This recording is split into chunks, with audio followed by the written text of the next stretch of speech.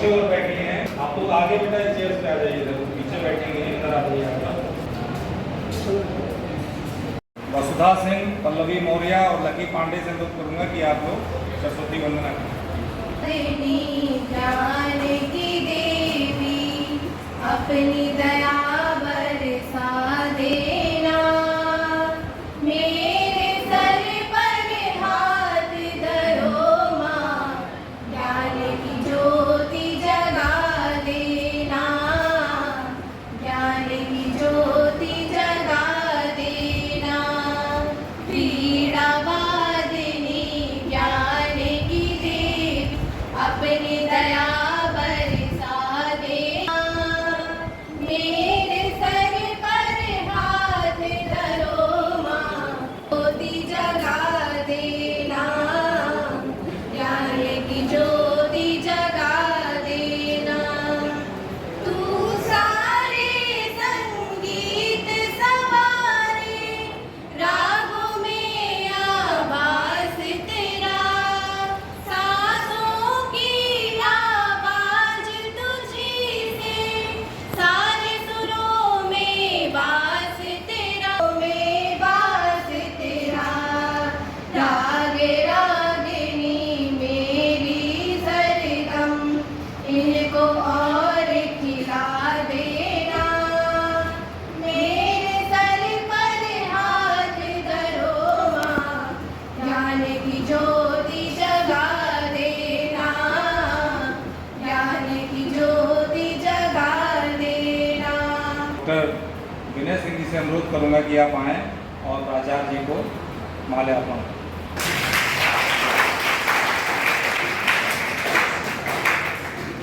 हमारे बीच आशीष सिंह जी हैं, प्रोफेसर आशीष सिंह। आपसे अनुरोध है कि आप हमारे महाविद्यालय के छात्र कल्याण अधिकारी प्रोफेसर अशोक और मुख्य नियंता प्रोफेसर अशोक मिश्रा जी का माल्यार्पण करें। अवधेश शुक्ला जी से अनुरोध है कि आप आए और IPSC coordinator professor Ashutosh Singh ji का माल्यार्पण करें।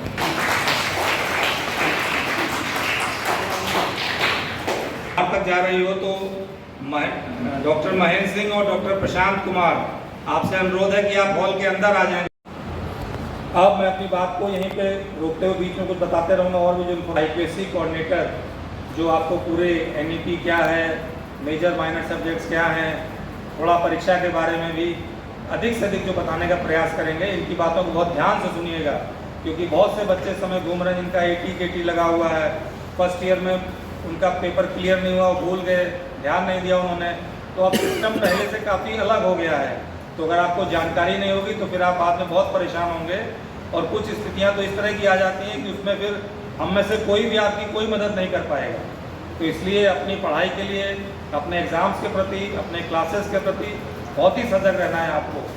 जैसे ही महाविद्यालय में घुसते होंगे आपको एक नोटिस बोर्ड दिखता है, वहाँ नोटिस बोर्ड पे अक्सर नोटिस लगा रहता है कि अब ये फॉर्म भरने की तिथि आ गई है, या जो भी एक्टिविटी कॉलेज में हो रही होती है, तो उसको ज़रूर पढ़ें आप जब भी आएँ और नियमित अपनी कक्षाओं में आते रहें। अब मैं इनवाइट करता हूँ प्रोफेसर आशुतोष सिंह सर को कि आप आएँ और बच्चों के जो भी अधिक से अधिक जानकारी दे पाएँ NEP के बारे में, केमिस्ट्री सब्जेक्ट के बारे में, तो प्लीज़। आदरणीय प्राचार्य जी, आदरणीय मुख्य नियंता महोदय, इस कार्यक्रम के संचालक,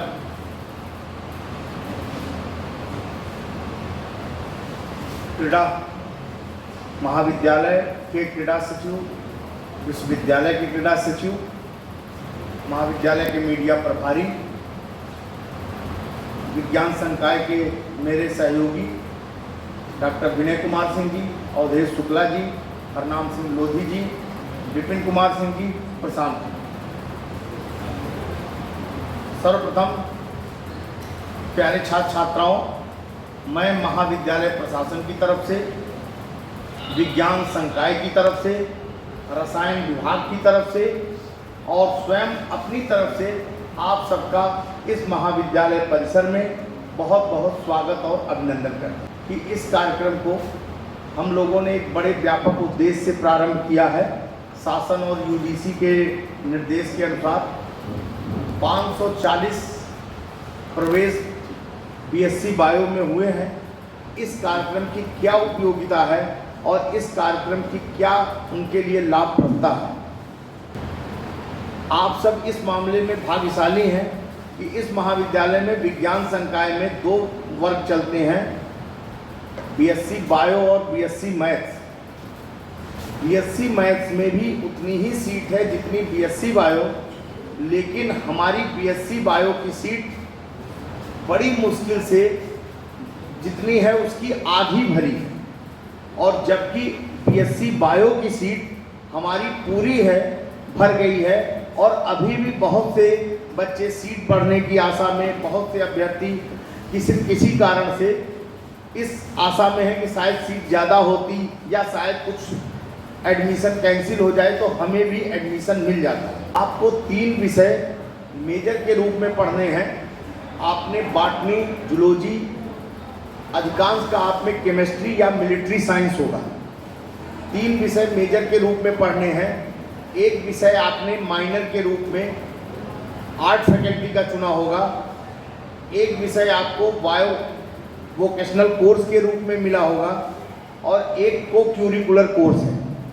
इस तरह से आपको 3 मेजर, 1 माइनर, 1 वोकेशनल और 1 को क्यूरिकुलर, इस तरह से 6 तरह के विषय और प्रश्न पत्र पढ़ने।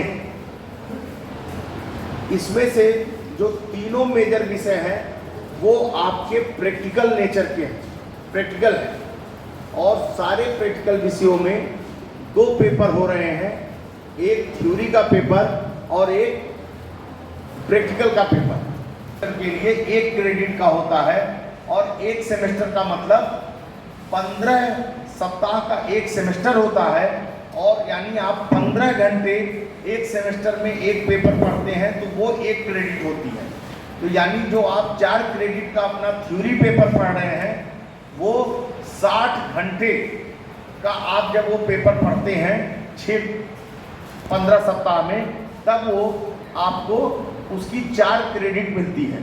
और प्रैक्टिकल में ये क्रेडिट आवर्स डबल हो जाता है, यानी जब आप 120 घंटे उस प्रैक्टिकल पेपर को पढ़ते हैं तब वो 4 क्रेडिट होती। यहाँ चूंकि 2 ही क्रेडिट का पेपर है तो 2 क्रेडिट का मतलब हो गया आप 60 घंटे जब प्रैक्टिकल करेंगे लैब में तब आपको 2 क्रेडिट मिलेगी।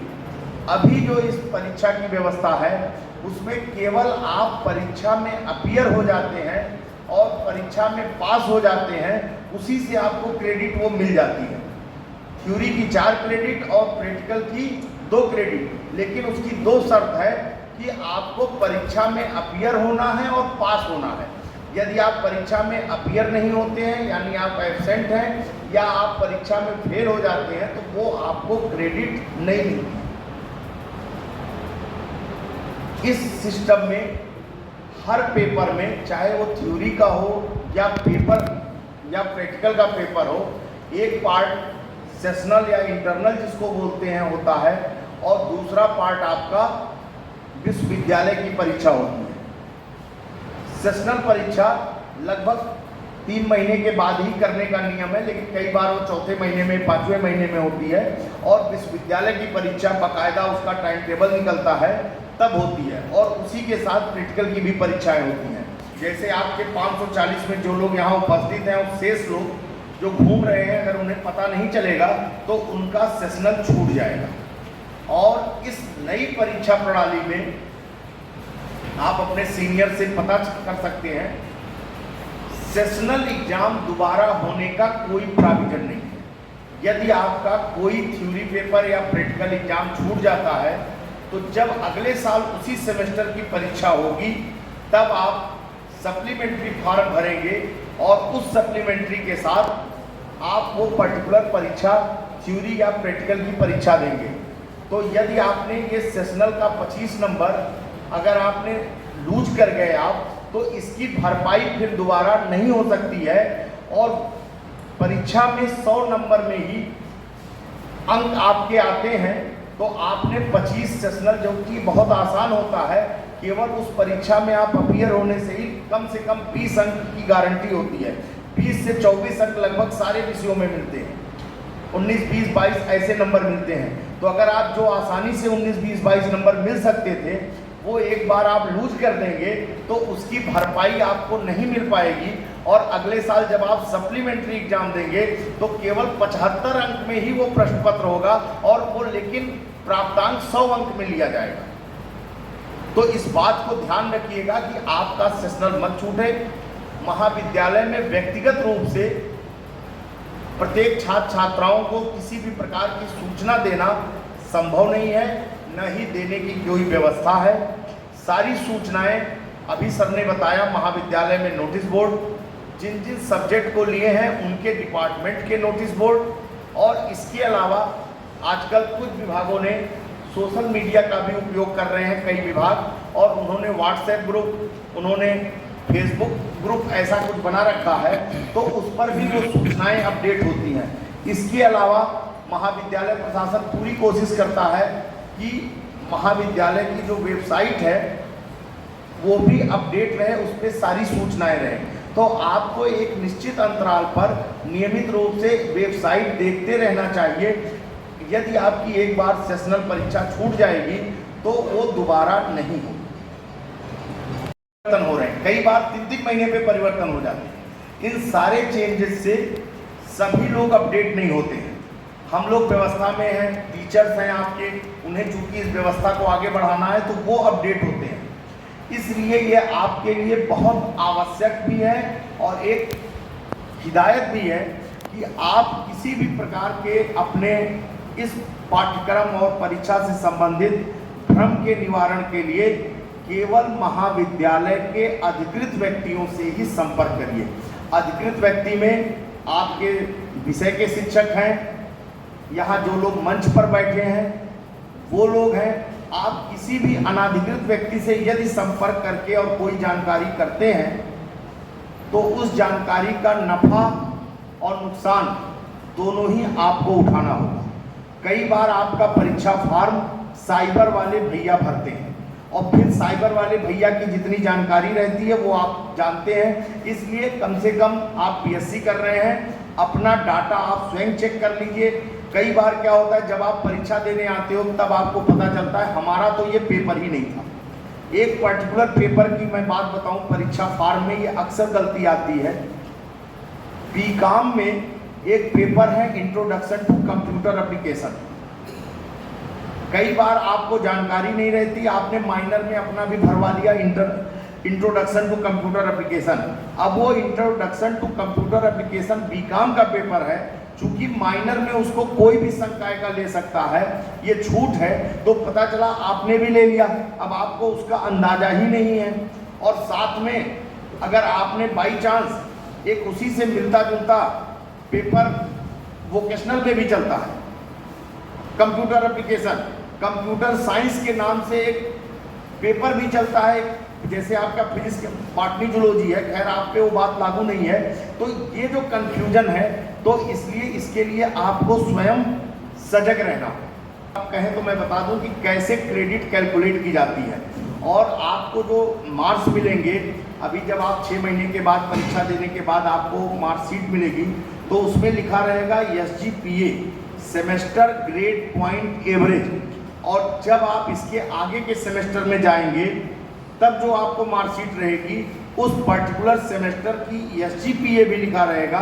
इसके अलावा आपको CGPA भी लिखा रहेगा। CGPA का मतलब क्यूमुलेटिव ग्रेड पॉइंट एवरेज। तो ये सब टर्म आपको समझना चाहिए कि आपके रिजल्ट में लिखा है, आपसे जुड़ा हुआ है। SGPA में या CGPA में अगर आप 10 का मल्टीप्लाई कर देंगे तो वो परसेंटेज में कन्वर्ट हो जाता है।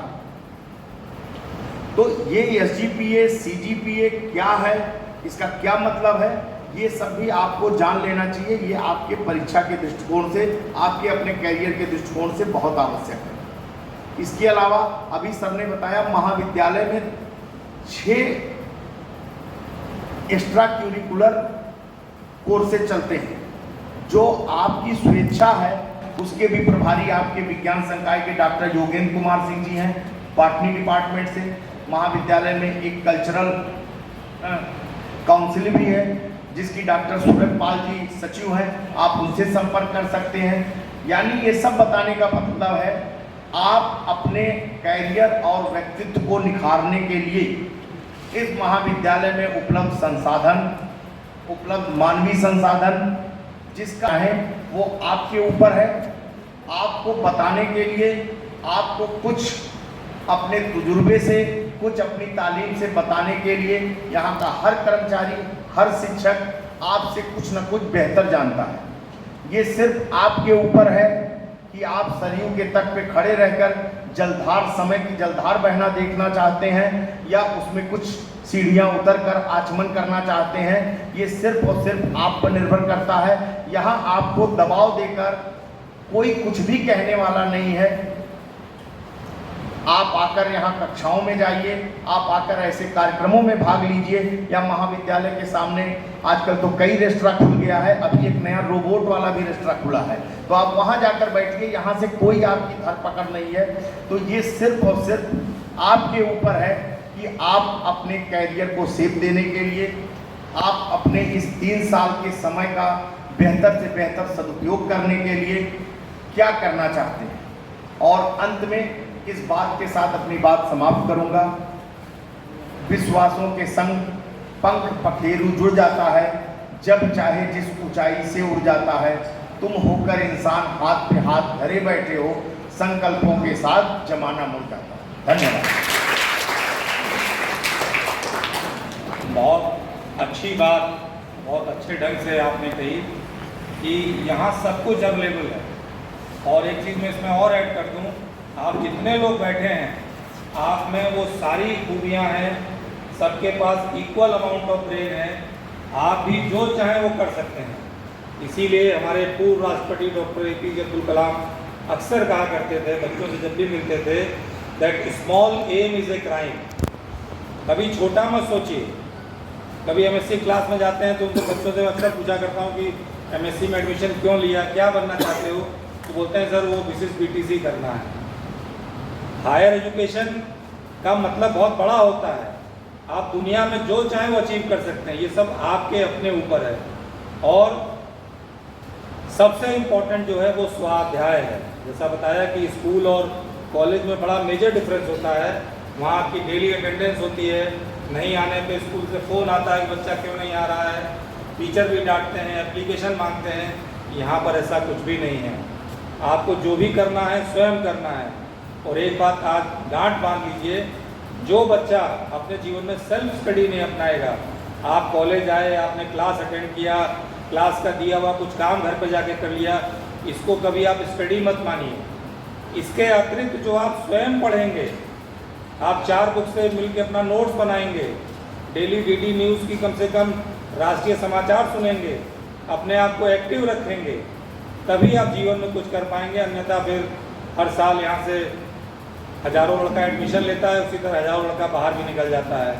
आपने तमाम रील्स में देखा होगा, जो बच्चे बोलते हैं कि साहब बेरोजगारी है, रोज़गार नहीं है, लेकिन आज भी अच्छे लोगों के लिए रोज़गार की कोई कमी नहीं है।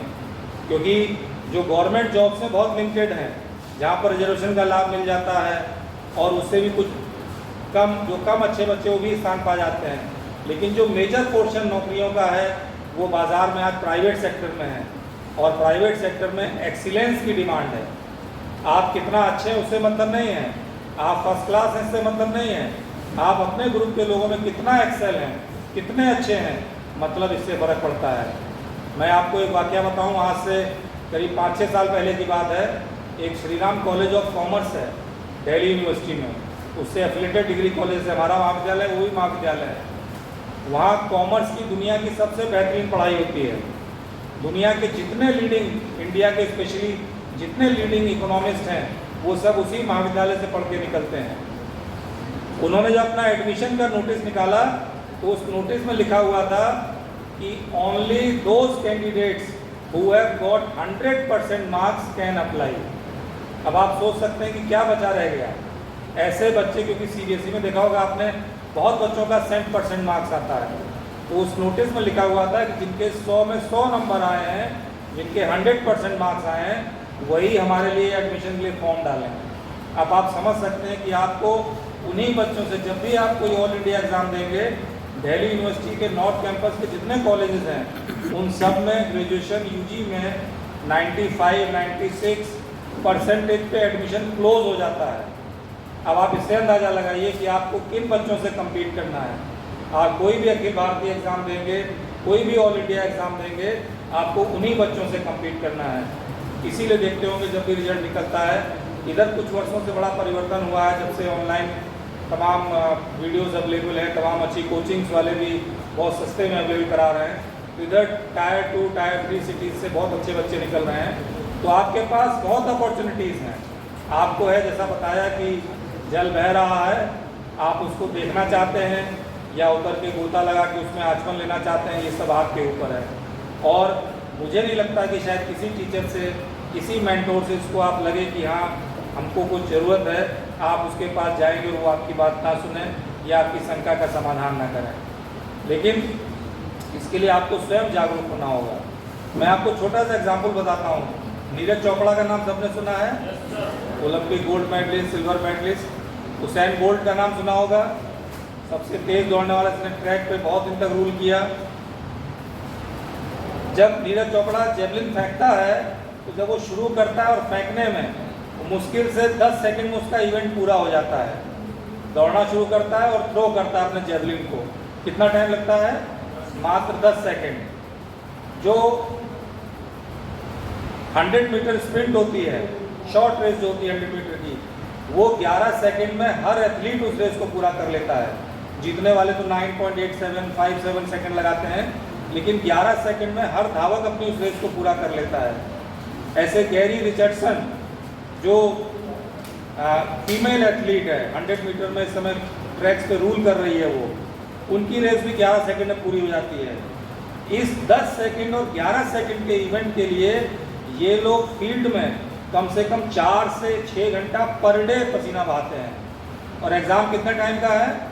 11 सेकंड और 10 सेकंड का। आप लोग कितने पेपर देने हैं कुल मिला के? 6। और कितने घंटे का पेपर होता है? 2 घंटे का। कितना टाइम हुआ? 12 घंटे। अगर उस रेशियो में आप जोड़िए तो आपको कितना चाहिए? 12 छंग 72 घंटे का दिन चाहिए। अब आप घंटा कितना है? 24 आपके पास, उसमें कुछ समय सोना और अपनी एक्टिविटीज़ में आदमी स्पेंड करता है। इसी से अंदाज़ा लगा लीजिए कि आपको किस लेवल की मेहनत करनी है अगर कुछ करना चाहते हैं तो। इसलिए हमेशा बड़ा सोचिए, बड़ा सपना देखिए और उसी हिसाब से मेहनत भी करिए।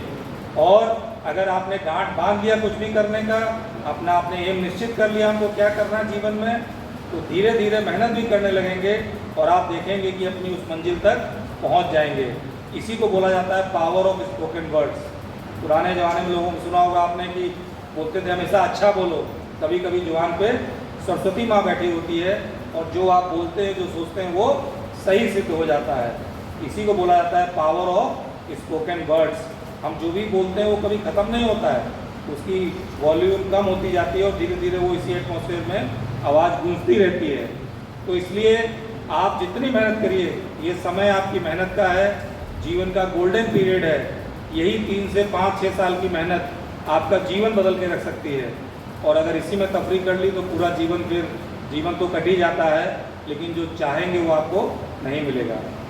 इसी क्रम में अब मैं इनवाइट करता हूँ जूलॉजी डिपार्टमेंट प्राणी विज्ञान विभाग के डॉक्टर हरनाम सिंह लोधी जी को।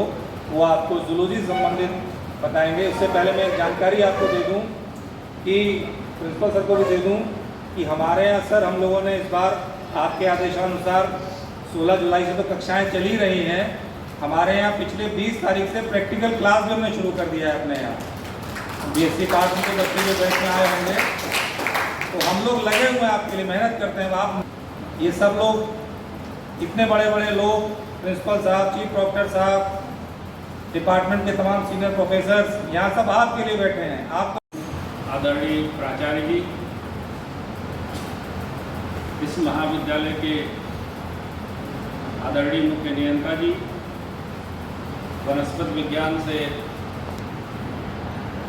आदरणीय विपिन सर और मंच का संचालन कर रहे हमारे विभागाध्यक्ष आदरणीय अरविंद कुमार शर्मा जी, हमारे सामने बैठे हुए हमारे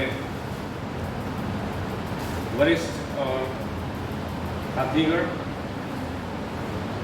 क्लास टीचिंग का कोई सब्स्टिट्यूट नहीं है।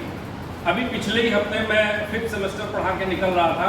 इत्तेफाक की बात है कि कोऑर्डिनेटर पे मैंने वीडियो भी बना रखे। मेरा चैनल जो कुछ बच्चे हो सकता है जानते भी हों, पुराने सेमेस्टर के बच्चे जानते हैं, मैंने उस पर कोऑर्डिनेटर की वीडियो बना रखी है। और क्लास में मैं कोऑर्डिनेटर पढ़ा के निकला तो पीछे से 2 बच्चे आए और उन्होंने मुझे टोक कर ये कहा कि सर, जो आज आपने क्लास में पढ़ा है ये आपने वीडियो में तो बताया नहीं। तो मैंने उनको ये बताया, देखो ऑनलाइन पढ़ाना, वीडियो बनाकर पढ़ाना, उसमें हमारे पास एक लिमिट होती है, एक टाइम होता है और उसी में हमको अपना टॉपिक ख़त्म करना होता है। क्लास में हमारे पास लिबर्टी होती है कि कुछ और एक्स्ट्रा आपको बता सकें। जैसे आप 2 लोग पुराने मेरे क्लास ले चुके हैं, वो जानते होंगे कभी कभी क्लास लेते लेते मैं कहानियाँ भी बताने लगता हूँ। और मैं लास्ट में मैं आपको ये बताता हूँ कि मेरा हर शब्द जूलॉजी है, मेरा कोई भी शब्द फालतू नहीं होता। आपने देखा होगा वो कहानियाँ फालतू नहीं होती, कहीं ना कहीं आपके सब्जेक्ट से रिलेटेड होती हैं। तो वो सब ना ऑनलाइन हो सकता है। इसी तरह से आप ये सोचो कि गूगल पे सब कुछ अवेलेबल है, गूगल से पढ़ के पास हो लेंगे, इवन किताबें पढ़ के आप पास हो लेंगे, तो वो संभव नहीं है। क्लास टीचिंग का कोई सब्स्टिट्यूट नहीं है। इसलिए आपसे रिक्वेस्ट है कि जितना ज़्यादा से ज़्यादा हो सके आप क्लासेस लें। मैं अन्य विभागों की तो बात नहीं कर सकता, लेकिन मेरे विभाग में जूलॉजी डिपार्टमेंट में सभी टीचर्स बहुत क्वालिफाइड हैं, पूरी मेहनत करते हैं। आपने देखा कोई जूलॉजी की क्लास खाली नहीं जाती। लेकिन ये सब चीज़ें आपको तभी मिलेंगी जब आप क्लास में उपस्थित होंगे। अब घर जाके तो कोई किसी को बताने वाला नहीं। अभी जैसे सर ने कहा, यहाँ आप क्लास में हैं तो आपको सब कुछ मिलेगा, क्लास से बाहर हैं तो कोई किसी की जिम्मेदारी नहीं है, ना कोई आपसे कहने आएगा ज़बरदस्ती की क्लास में बैठो, आप बाहर टहल सकते हो, कोई दिक्कत नहीं।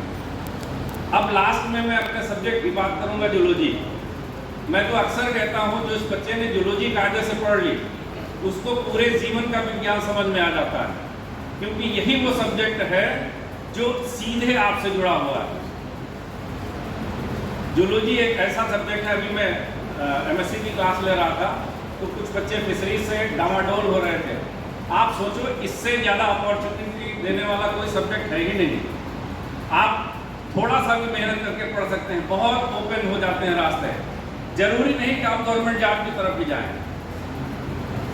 सेल्फ एंटरप्रेन्योर के लिए इससे बढ़िया कोई सब्जेक्ट नहीं है। आप उठा के देख लीजिए, पोल्ट्री देख लीजिए, एनिमल हस्बेंड्री देख लीजिए, आप एपीकल्चर देख लीजिए, आप मत्स्य पालन को देख लीजिए, तमाम सारे ऐसे रास्ते हैं। अगर आप कायदे से पढ़े होंगे, आजकल गवर्नमेंट भी इन सब चीज़ों पे बहुत जोर दे रही है, क्योंकि ट्रेडिशनल खेती से जो फूड की डिमांड है वो पूरी नहीं की जा सकती।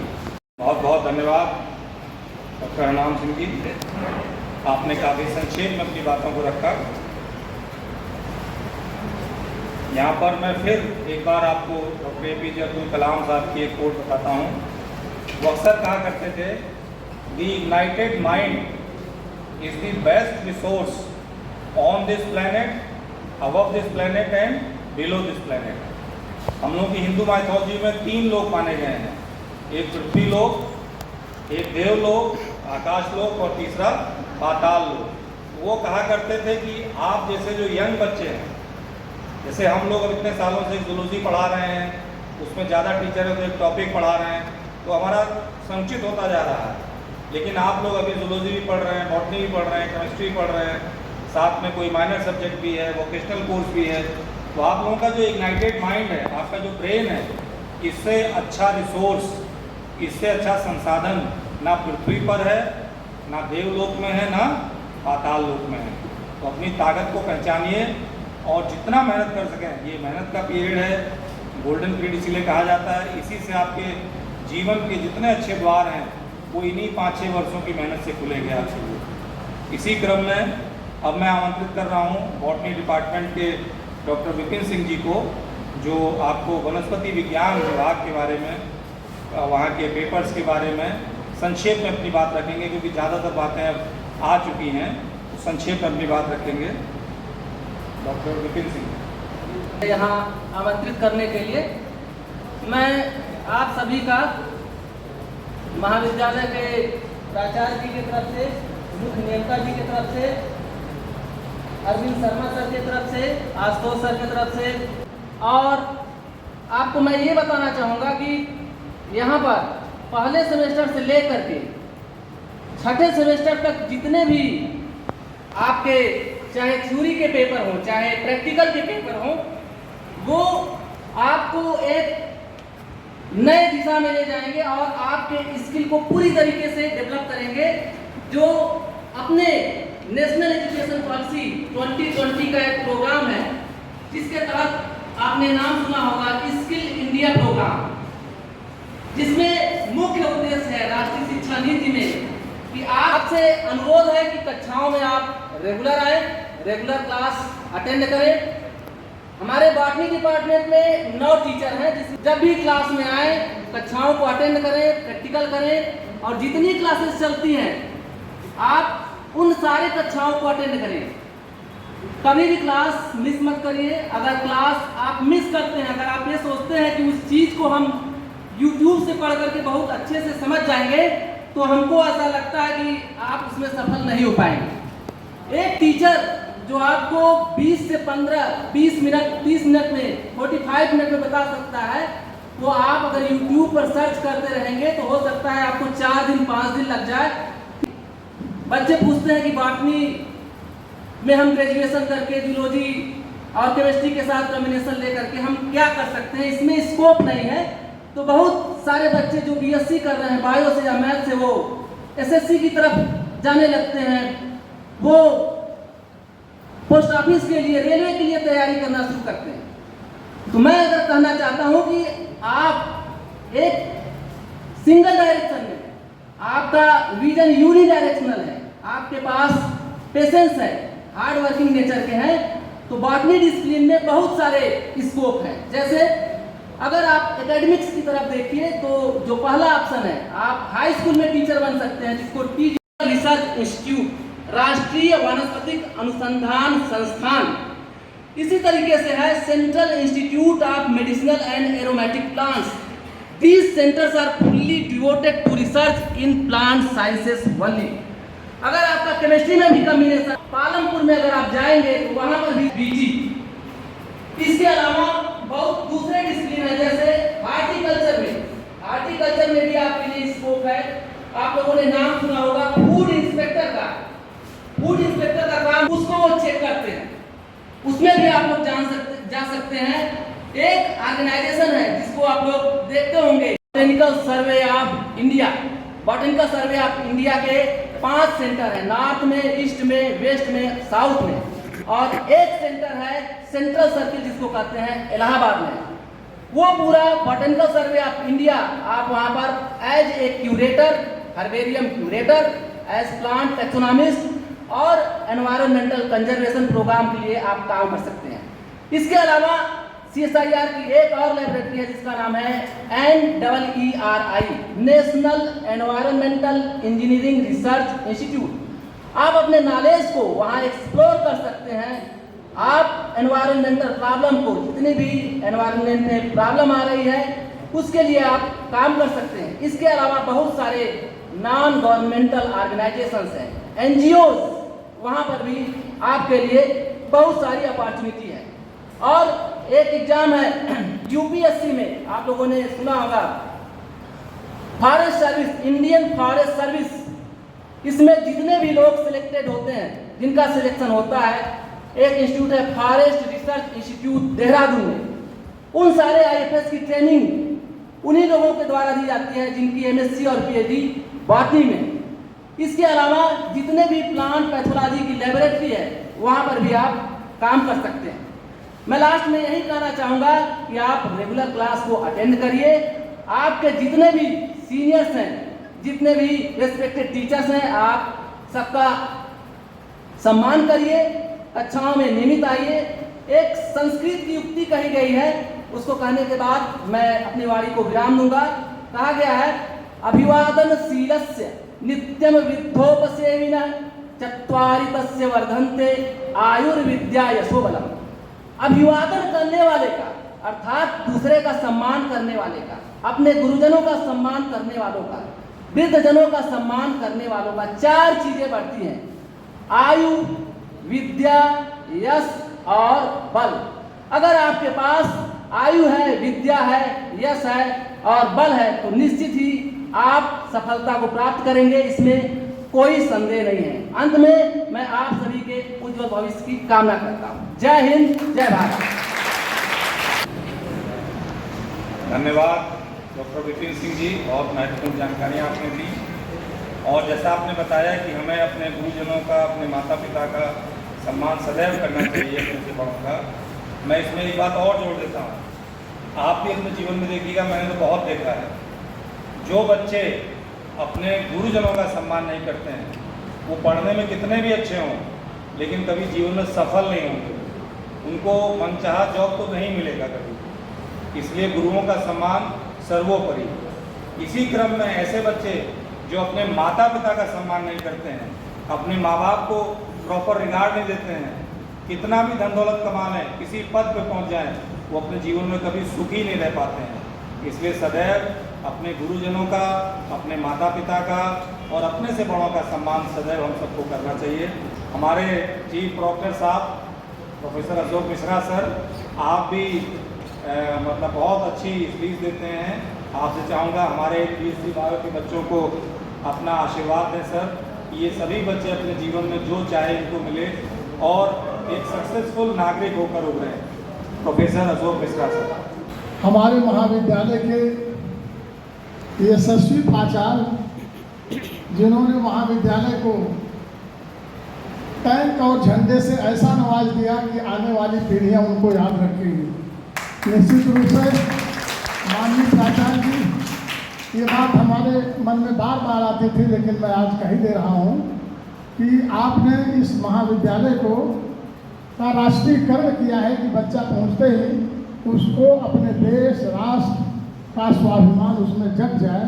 इसके लिए आपको बहुत बहुत हृदय से आभार, धन्यवाद। हम आप कोई भी काम करना प्रारंभ करते हैं तो उसमें सोचते हैं कि इस कार्य में सफलता मिलेगी कि नहीं मिलेगी। आइए इसका उदाहरण देते हैं हम रामचरितमानस से। सुंदरकांड में शुरुआत में ही 2-3 चौपाई में बहुत स्पष्ट हो जाता है, उसे हमें शिक्षा लेनी चाहिए। क्या कि जामवंत के वचन सुहाए, सुनि हनुमंत हृदय अति भाए, तब लग मोहि पर कहु तुम भाई, सही दुख कंद मूल फल खाई, जब लगी आऊं सीतहि देखी, होई काज मम हृदय विसेखी। हनुमान जी कहते हैं, चूँकि इस कार्य को करने में मेरे हृदय में विशेष हर्ष हो रहा है, इसलिए यह कार्य जरूर पूरा होगा। आप लोग यहीं रहना, दुख सहना, सुख सहना, कंदमूल फल खाना, लेकिन मैं आऊँगा जरूर, कार्य होगा सिद्ध जरूर। तो यहाँ से हमें संदेश लेना चाहिए कि बेटे जिस कार्य को करने में हमें हर अंदर से हर्ष हो तो उस कार्य की सिद्धि उसी समय जान लो कि यह कार्य सिद्ध अवश्य होगा। एक बात। दूसरी बात, बजरंगबली से एक प्रेरणा लो, कोई कार्य करना हो तो वह कैसे संपन्न होगा, असंभव से असंभव कार्य कैसे संपन्न होगा। 2 बात मैं कहूँगा। एक छोटी सी, हमारे पूर्व राष्ट्रपति APJ अब्दुल कलाम जी कहते थे कि all the birds settle during the rain, but eagle avoids rain flying above the cloud. बरसात होती है तो सारे पक्षियां बेटा चले जाते हैं छाया में, लेकिन उसमें एक बात अलग से है। क्या? जो बाज पक्षी होता है वो बरसात से बचने के लिए बादल के ऊपर उड़ने लगता है। अब आप देखिए, लेकिन इस विशेषता को देखने वाला कौन है? वो अब्दुल कलाम जी है, इसीलिए वो मिसाइल मैन है। तो तमाम सारी बातें जो होती रहती हैं, इसी परिवेश में कुछ ऐसा घटित होता है जो उसे देखता है वही वैज्ञानिक होता है। आइए एक उदाहरण देते हैं। बजरंगबली को बूटी लाना हुआ, जो असंभव काम था। आप सब जानते होंगे कि लक्ष्मण जी को बेटा मूर्छा हुई है, मेघनाथ ने वीर खातनी छोड़ा है और लक्ष्मण मूर्छित हुए हैं। हनुमान जी सुसेन वैद्य को लाए। सुसेन वैद्य बताते हैं कि रात रात इनका प्राण है, अगर रात में सजीवन बूटी उदयाचल पर्वत से कोई ला सके, जो कि लाना असंभव है, तब इनके प्राण बच सकते हैं, अन्यथा नहीं। उदयाचल देखो, आज के नक्शा में देखो भारत का कि लंका कहाँ है, उदयाचल पर्वत हिमालय के बीच में। रात ही रात में उतनी दूर जाना और फिर लौट के आना असंभव, संभव ही नहीं। फिर सब याद करते हैं बजरंगबली को। तो जब असंभव काम को संभव करते हैं, उसमें कितना अदम्य साहस होगा, उसी का एक छोटा सा प्रकरण आपके सामने प्रस्तुत करते हैं। जब बजरंगबली को याद करते हैं तो बजरंगबली कहते हैं, अब देखो तुम लोगों के लिए सीख बेटा, कि जल में हो, फल में, नभ में हो, अंबर पर हो, पाताल में हो, लाएगा दास उसे अब तो, चाहे ब्रह्मा के घर में हो। ये हनुमान जी कहते हैं कि वो कहीं भी हो, जल में हो, फल में हो, आकाश में हो, पाताल में हो, नभ में हो, ब्रह्मा जी के घर में हो, लाएंगे जरूर। हनुमान जी चलते हैं, काल नेम आदि का प्रकरण आता है। अब बुद्धिमानी देखिए, बल बुद्धि विद्या तीनों के सागर हैं, इसीलिए हनुमान जी की आराधना करने वाले बल बुद्धि विद्या तीनों पाते हैं। हनुमान जी ने सोचा कि बीड़ा तो उठा लिया है, लेकिन कार्य बड़ा असंभव है, अब सोचना पड़ेगा बुद्धि से कि कैसे रात ही रात में आ जाए। तो हनुमान जी ने कहा ये बात हो सकती है, अगर दिन ना हो तो रात तो बराबर चलती रहेगी। तो ऐसा करते हैं, सूर्य से प्रार्थना करते हैं। तो हनुमान जी ने सूर्य से प्रार्थना किया। कैसे प्रार्थना किया? कहा कि हे सूरज ध्यान रखना इतना, अब संकट सूरज वंश पर है, अब संकट सूरज वंश पर है, लंका के नीचे राहु द्वारा आघात दिनेश वंश पर है, इसलिए छुपे रहना दिनकर, जब तक नजरी पहुंचा दूं मैं, जब तक नजरी पहुंचा दूं मैं, उस समय प्रकट होना भगवन, जब संकट निशा मिटा दूं मैं।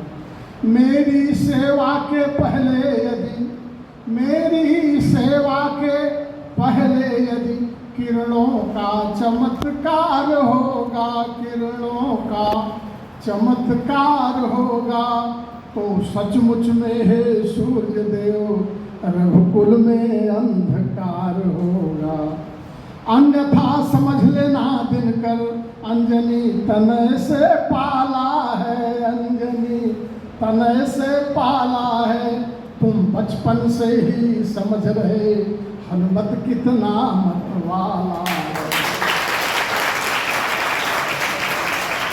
अरे मुंह में दबोच धर रखने का, फिर कुटिल क्रूर साधन होगा, फिर कुटिल क्रूर साधन होगा, बंदी मोचन तो तब होगा, जब लक्ष्मण दुख मोचन होगा। मित्रों, ऐसा निवेदन करके हनुमान जी चले, बीच में कालनेम मिला, समय गंवाया, और रावण सभी देवताओं का उस समय राजा था, पवन का, सबका, सूर्य का, चंद्र का, राहु का, केतु का। उसने आधी रात को ही सूर्य को डांटा कि तुम कर क्या रहे हो, कहाँ हो? कहे महाराज मैं अर्धरात्र में हूँ, पाताल में। कहे तुरंत उदयाचल चल। डांटा रावण की आधी रात को ही उदयाचल चल, जल्दी से उठ। अब सूर्य भगवान अर्धरात्रि को ही उदयाचल की ओर चल पड़े। हनुमान जी रास्ता देखे, कह रहे हनुमान जी हमने सूर्य देव से इतनी बड़ी प्रार्थना की थी और ये उदयाचल जा रहे हैं। तो हनुमान जी ने अपना रास्ता त्याग करके वो भी उदयाचल की तरफ चले और जाकर सूर्य देव से कहा कि आपने यही किया था हमारी प्रार्थना का। उन्होंने रथ समेत उनको कांख में डाल दिया। हनुमान जी कहा अब जाओगे तुम। अब उनको लेकर जड़ी बूटी लेकर लक्ष्मण को जिलाए। फिर जामवंत ने कहा, हे महावीर, आपके आँख में उजाला सा क्या है? अच्छा, मैं तो भूल गया ये सूर्य देव है। तो ले गए उनको, विंध्याचल छोड़े, सुसेन को छोड़े, पर्वत को ले जाकर धौलागिरी छोड़े। ये है बेटे हनुमान जी की प्रतिबद्धता। उनका स्मरण करो और उनसे शिक्षा लो, और वो कोई भी कार्य ऐसा नहीं संसार में जो बेटा तुम कर नहीं सकते। तो कुछ ईश्वर आराधना और सेल्फ डिसिप्लिन, अपने को अनुशासन में रखो बेटा। इंदिरा गांधी ने कहा है, अनुशासन ही देश को महान बनाता है। तो एक इकाई के रूप में आप स्व अनुशासित होंगे तो स्वयं महान बनते जाएंगे।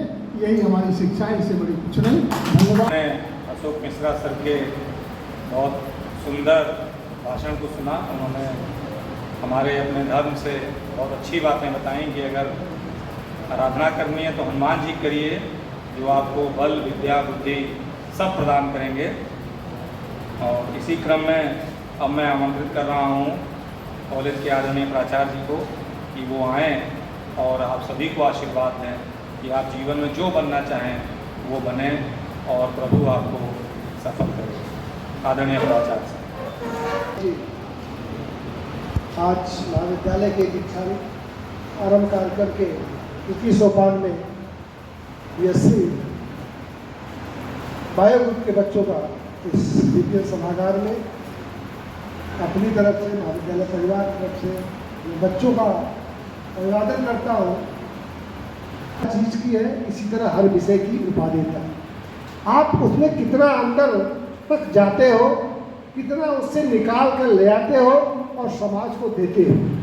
समाज तभी को आप तभी देंगे जब आपको एक प्लेटफॉर्म मिलेगा।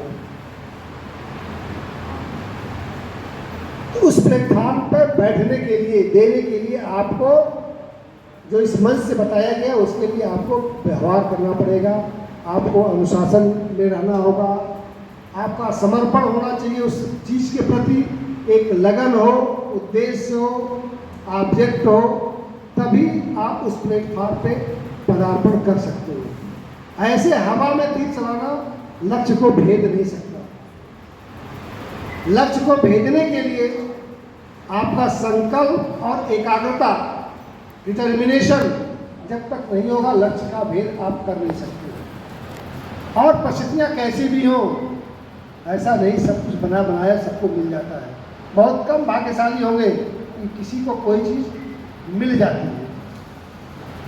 प्राप्त करने के लिए आपको विभिन्न परिस्थितियों का सामना करना पड़ता है, चाहे धन का हो, चाहे मन का हो, चाहे तन का हो, चाहे धन का हो। समस्या सबके सामने है, लेकिन समस्या से भागना नहीं चाहिए। अभी इतना बढ़िया उदाहरण बजरंगबली का दिया गया कि संजीवनी बूटी लाना था, बताया गया कि यह चीज़ ऐसी होगी, वही संजीवनी बूटी होगी। लेकिन जब पहुँचे वो, तो वहाँ सब एक ही तरह का दिख रहा था। यदि वो हतप्रभ हो गए होते, असमंजस से पड़ गए कैसे क्या करूं, और समस्या का समाधान नहीं होता उनके सामने, तो लक्ष्मण जी का प्राण नहीं बचता।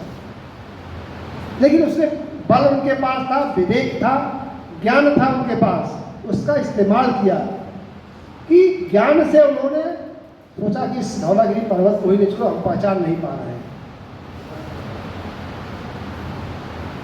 धौलागिरी को उठाने के लिए उनके पास बल था और हवा के वेग से ले आए वो, और लक्ष्मण जी का प्राण सुसेन वैद्य के द्वारा उस बूटी को निकाल करके बचाया गया। कैसे?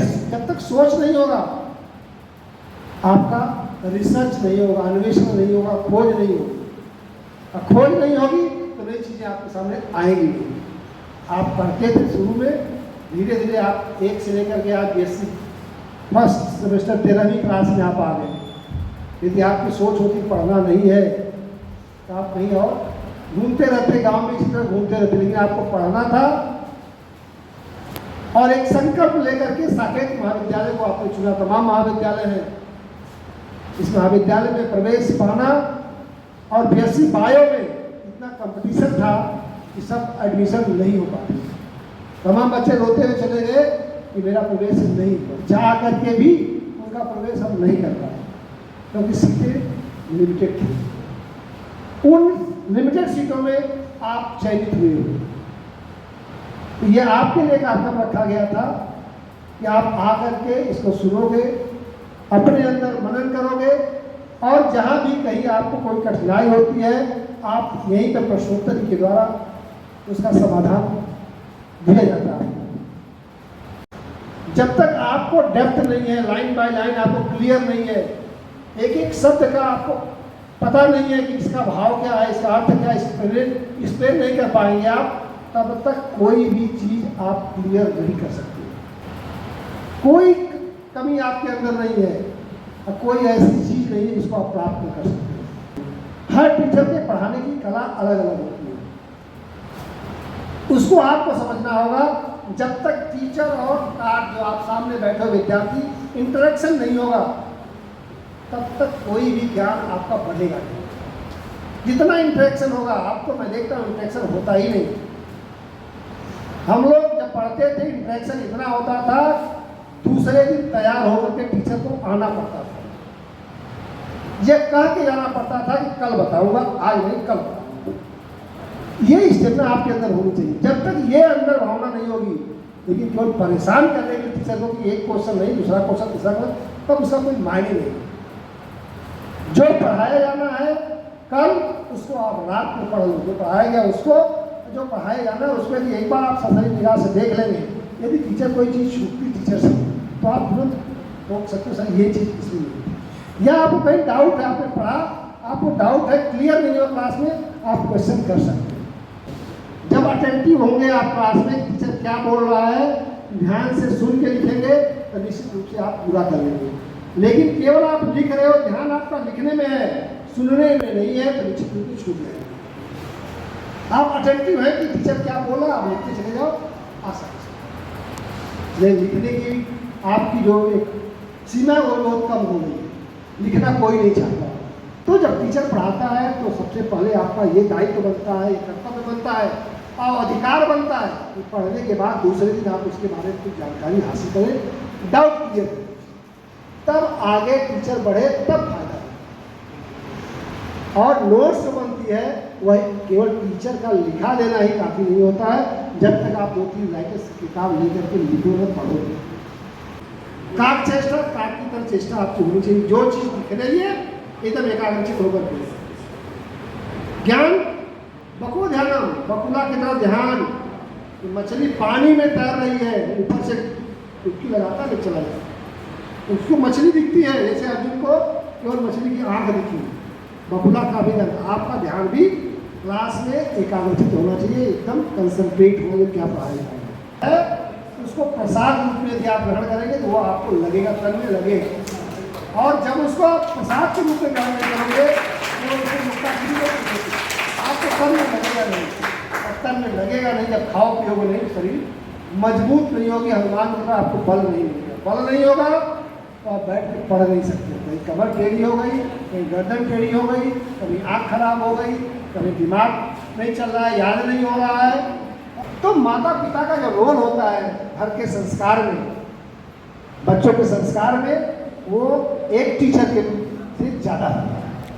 तमाम टीचर्स के सामने उलाहना देने चले जाते हैं। आज जो बात पहले का मैं बता रहा हूँ, आज के ज़माने माता पिता के पास समय कम है। क्यों? आप पढ़ लिख करके आपका कोई उद्देश्य होगा, वर्किंग लेडी बन जाएंगे आप, तो समय देना बच्चों के प्रति थोड़ा कम होगा।